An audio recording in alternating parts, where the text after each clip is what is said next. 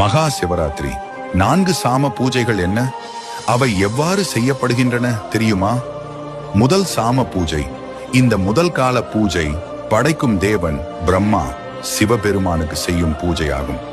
இந்த கால பூஜையில் பஞ்சகவ்யத்தால் பசும்பால், பசுந்தயிர், பசுநெய், கோமயம், கோஷாணம் அபிஷேகம் செய்யப்படும்.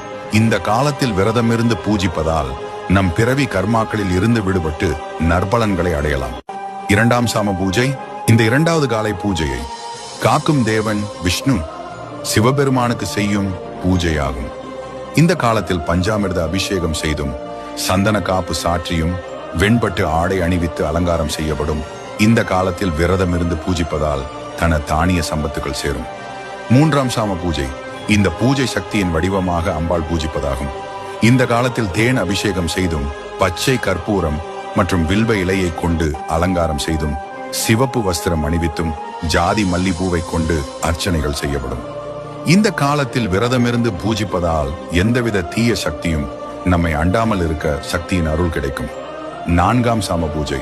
இந்த 4வது கால பூஜை 33 தேவர்களும் முனிவர்களும் ரிஷிகளும் பூதகணங்களும் மனிதர்களும் அனைத்து ஜீவராசிகளும் சிவபெருமானை பூஜிப்பதாக கருதப்படுகிறது.